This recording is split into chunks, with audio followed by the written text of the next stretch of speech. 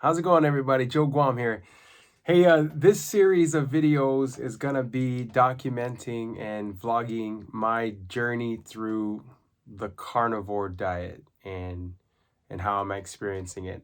But before I did that, I wanted to share with you guys a little bit of the background and the backstory of what's led me to this carnivore diet. So if you're interested in all that, please, I'm not doing this for likes or clicks or anything like that. If you want to follow along, you can subscribe. Not, you can just check back in. But let me start it off by just introducing myself. My name is Joe Guam. I live here on the island of Guam. It's kind of a nickname that they've given me. My friends call me Joe Guam. I live on the island of Guam here in Guam, USA, in the Pacific Ocean.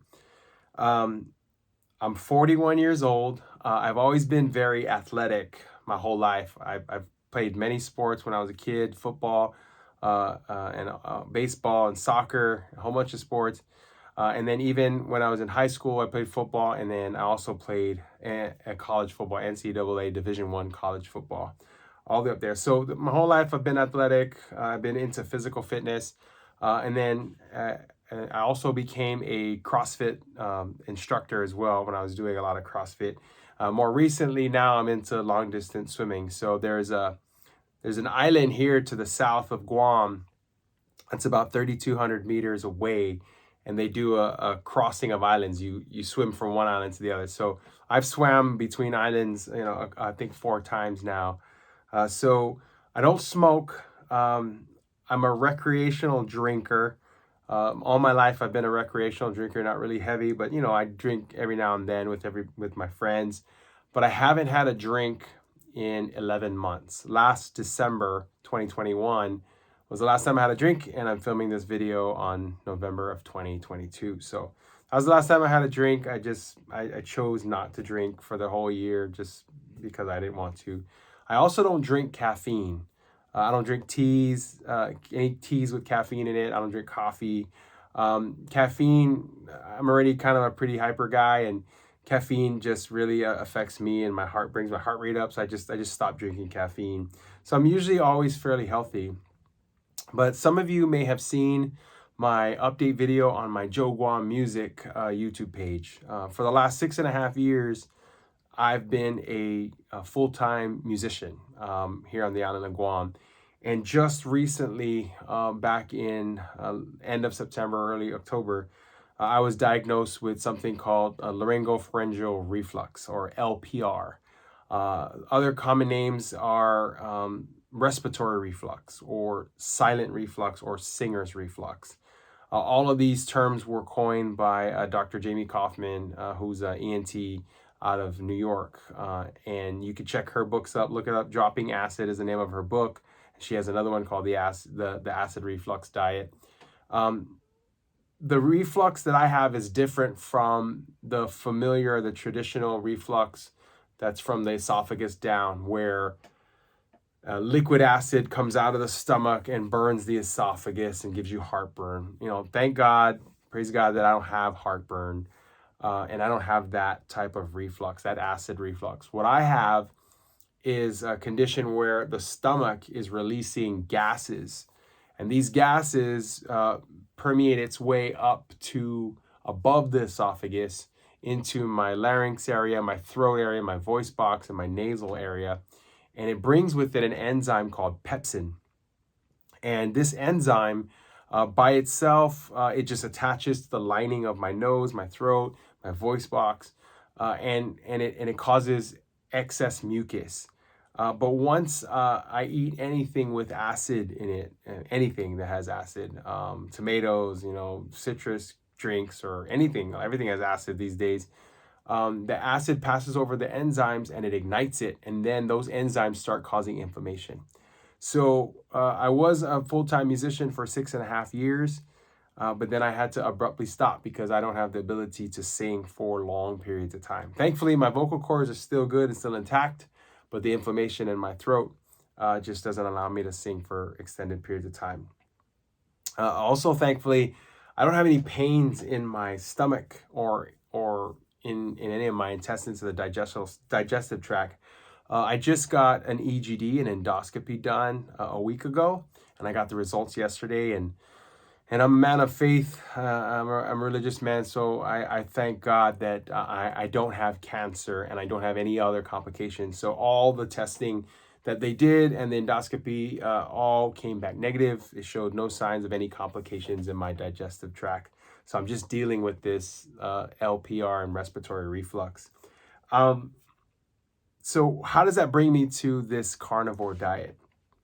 Well, as I started going through this diagnosis and trying to figure out how to attack this, it's clear a lot of the doctors all say that the best way to attack reflux is through your nutrition and your diet. So 3 weeks ago, I went on Dr. Jamie Koufman's detox diet. I went strict. I did it. It's low acid, low fat. And I did it for 2 weeks, and I did notice that my symptoms did go down until I ate noodles. Japanese wheat noodles, not instant ramen noodles. They're Japanese wheat noodles. I ate noodles. Noodles are supposed to be safe. They're alkaline. They're supposed to be safe, not cause any reflux issues, but that one got me bad. I reflux really bad that night, and I'm still kind of recovering from it. You can hear I have a coarse voice. Sounds like I'm congested. I don't have any illnesses. I'm just congested from the excess mucus from the enzymes that are coming up. So I did that for 2 weeks. But I also noticed that, Dr. Koufman's diet, they allow, wheat bread and rice. And I noticed I was getting a lot of gas, like bloating. And that gas was putting pressure on my stomach and causing me to burp and bringing up more pepsin.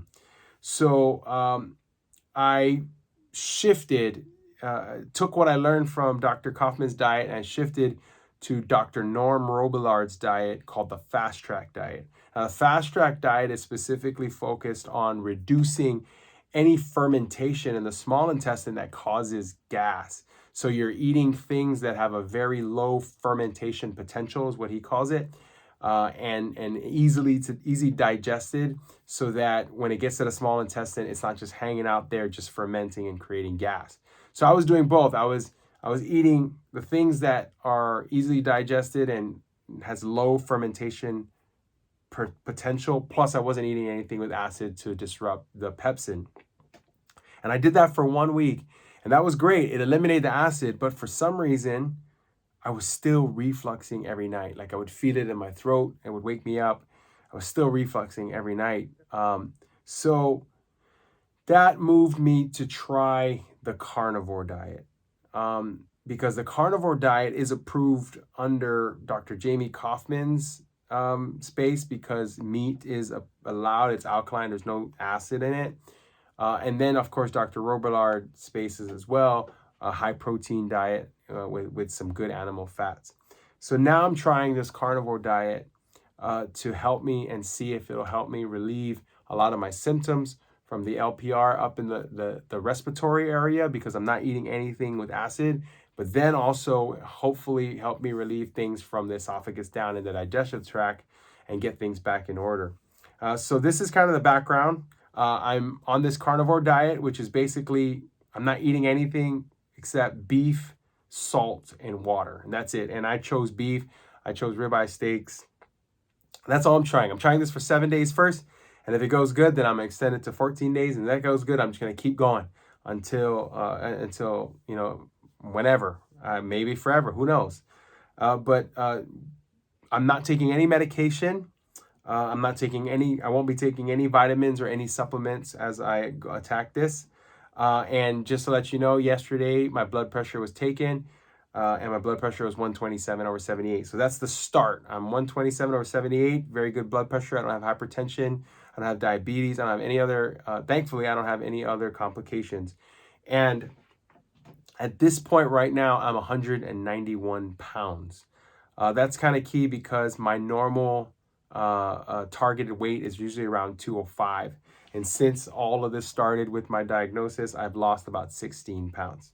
Okay, so that's the backstory on all this. I'm going to try and vlog in my way through and make a video every day as I go through this, and letting you guys know the common things that people online talk about when they talk about the carnivore diet. Things like, your weight, how you felt, what your stool was like, do I have any pain and soreness in my throat, and those kinds of things. So I'll let you know. So if you want to come along, please hang out with me. If you have any questions, please leave it in the comments. And the one thing I'm going to say to end this background video and start every video after this is I am not an expert. I am not a professional. Please don't take this as advice. All I'm doing is sharing my story with everybody in case there's somebody out there who might be in a similar situation, can see what I'm going through, the challenges I face, but also see kind of the processes that I've taken. Then you guys can do your own research, talk to your own doctors, and then get your directions from there. I am working with 3 doctors, an ENT, my primary care physician, and then a surgeon, and kind of going through all this and attacking. So yeah, if you want to hang out with me, come along for the ride. And again, if you have any questions or anything, please let me know in the comments. Sizus Masi, everybody. Hafide. Oh yeah, here on Guam, Hafide is our greeting. It means kind of hello. And then Sizus Masi literally translated as God have mercy, but we say it to say thank you. So Hafide, Sizus Masi, thank you guys.